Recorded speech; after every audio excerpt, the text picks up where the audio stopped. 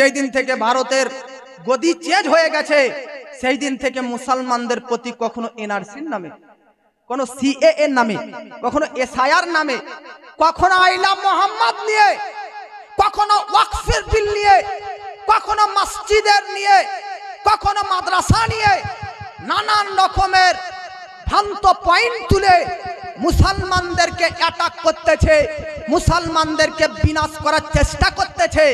কিন্তু একটা দায়িত্বশীলতার সহিত কথা বলতেছি, हमें हिंदुस्तान में अगर कोई बसाया तो कोई इलेक्शन के जरिए होने वाला प्रधानमंत्री ने नहीं, बल्कि हमें जिसने बैठाया बगैर इलेक्शन में अल्लाह का सिलेक्शन किया हुआ खारजा गरीब नवाज ने बैठाया। सुभान अल्लाह, सुभान अल्लाह।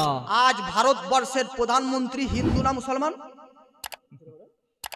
কিন্তু আপনারা জানেন পুরো বিশ্বের প্রতি প্রধানমন্ত্রী যেমন রাজত্ব করতেছে, প্রধানমন্ত্রীর পদে আছে, তো আমার মনে একবার জাগলো যে মুসলিমরা কি কখনো এই জগতের ওপর, ভারতের ওপর প্রধানমন্ত্রীর পদে বিশ্বের ওপর শাসন করেছে কি করেনি? তো সার্চ করে পেলাম 1197 সাল থেকে 1837 সাল পর্যন্ত 700 বছর প্রধানমন্ত্রীর গদিতে মুসলমানরাই ছিল। আল্লাহ সুবহানাল্লাহ, জোরে বলেন সুবহানাল্লাহ, সুবহানাল্লাহ। 1800 সালের পর ইংরেজদের রাজত্ব, তারপরে নরেন্দ্র মোদীর আগে সব হিন্দু, খ্রিস্টান, ইহুদি, ইংরেজরা প্রধানমন্ত্রী পদে এলো। জি। কিন্তু ভারতের প্রেসিডেন্ট হিসাবে জাহানের বিশ্বের ওপর 700 বছর মুসলমানরা রাজত্ব করেছেন। জোরে বলেন সুবহানাল্লাহ, সুবহানাল্লাহ। 700 বছর রাজত্ব করেছেন। আমি যদি আমার বক্তব্য কোনো হিন্দু ভাই শুনেছে বা শুনছে, একটা বার্তা দিয়ে যাচ্ছি, ইতিহাস সাক্ষী আছে, হিস্টোরি গাওয়া আছে, 700 বছর মুসলমানদের শাসন আমলে একটা কোনো বেধর্মী হিন্দু জাতির কোন একটা মানুষও অন্যায় ভাবে, অত্যাচারিত ভাবে মুসলমানদের কবলে হত্যা, মার্ডার হয়নি ততটা আজ হিন্দুদের শাসন আমলে মুসলমানরা মার্ডার হচ্ছে। কথা ঠিক না ভুল? 700 বছর মুসলমানরা রাজত্ব করে গেছে, বেধর্মী হিন্দুদেরকে ভাই বলে গলায় লাগিয়ে দিয়েছিল, কাঁধে কাঁধ মিলিয়ে চলেছে। কিন্তু যেই দিন থেকে ভারতের গদি চেঞ্জ হয়ে গেছে সেই দিন থেকে মুসলমানদের প্রতি কখনো এনআরসির নামে, কোনো সিএএ নামে, কখনো এসআইআর নামে, কখনো আইলা মোহাম্মদ নিয়ে, কখনো ওয়াকফের বিল নিয়ে, কখনো মসজিদের নিয়ে, কখনো মাদ্রাসা নিয়ে নানান রকমের ভ্রান্ত পয়েন্ট তুলে মুসলমানদেরকে অ্যাটাক করতেছে, মুসলমানদেরকে বিনাশ করার চেষ্টা করতেছে। কিন্তু একটা দায়িত্বশীলতার সহিত কথা বলতেছি, हमें हिंदुस्तान में अगर कोई बसाया तो कोई इलेक्शन के जरिए होने वाला प्रधानमंत्री ने नहीं, बल्कि हमें जिसने बैठाया बगैर इलेक्शन में अल्लाह का सिलेक्शन किया हुआ खारजा गरीब नवाज ने बैठाया। सुभान अल्लाह, सुभान अल्लाह। जब ख्वाजा गरीब नवाज ने हमें बैठाया तो कोई माँ का लाल है जो हमें उठा सकता है? जरूर बोलें सुभान अल्लाह, सुभान अल्लाह। अब আপনাদের এখানে আমি একটা পয়েন্ট তুলে ধরবো বাবাজি, পৃথিবীর মধ্যেতে 700 বছর মুসলমানরা শাসন করেছে। কত বছর? এই জোরে বলুন না ভাই। 700 বছর। 700 বছর মুসলমানরা রাজত্ব তো করলো, মুসলমানদের হাত থেকে গদি গেল কেন? নাকি মুসলমানদের হাত থেকে গদি সরিয়ে গেল কেন, চলে গেল কেন?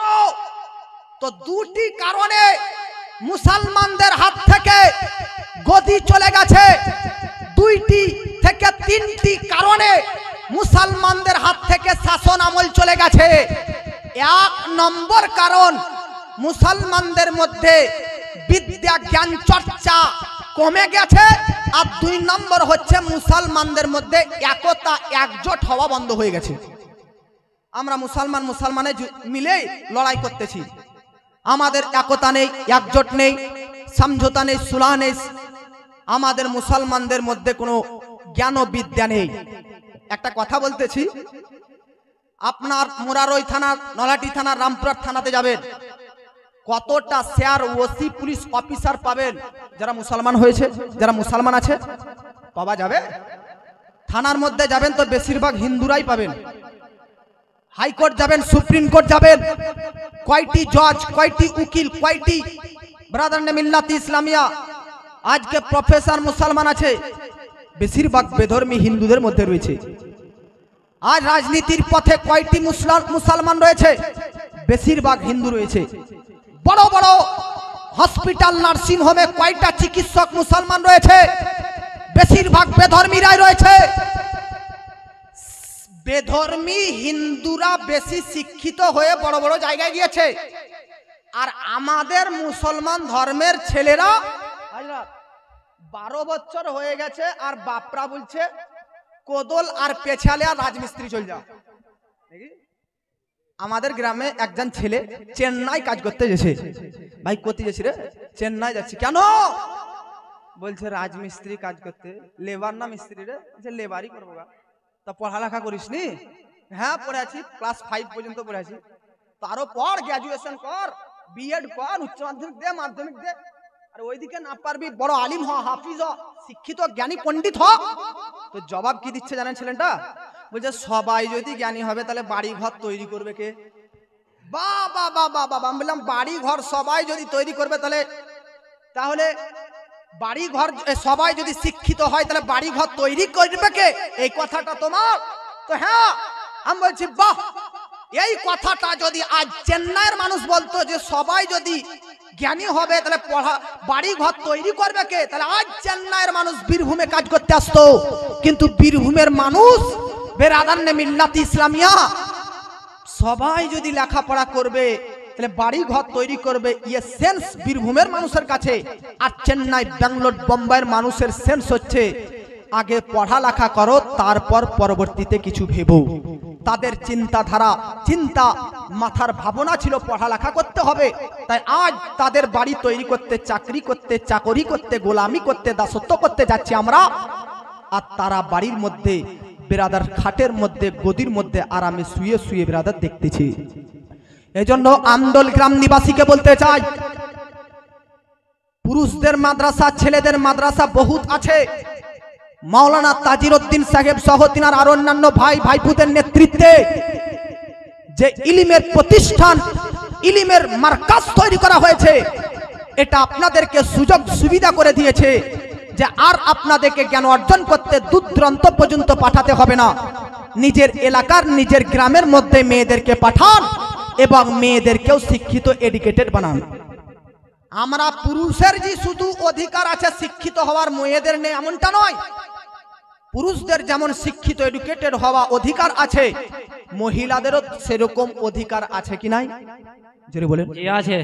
বাপের টেনশন হয় মেয়েকে নিয়ে, বাপের চিন্তা হয় মেয়েকে নিয়ে যে মেয়ে কোথায় যাচ্ছে, কোথায় গিয়েছে। স্কুলের বাহানায় তো পার্কে যায়নি, কলেজের বাহানায় তো মেলা দেখতে যায়নি, ঠেলা খেতে। তাই আপনাদের এই চিন্তা ভাবনা দূর করার জন্য চোখের নজরে রাখুন আর নিজের মেয়েদেরকে আপনাদের গ্রামের মাদ্রাসাতে ভর্তি করুন। ইনশাআল্লাহ আপনাদের মেয়ে বড় এডুকেটেড পার্সন হয়ে যাবে। জোরে বলেন।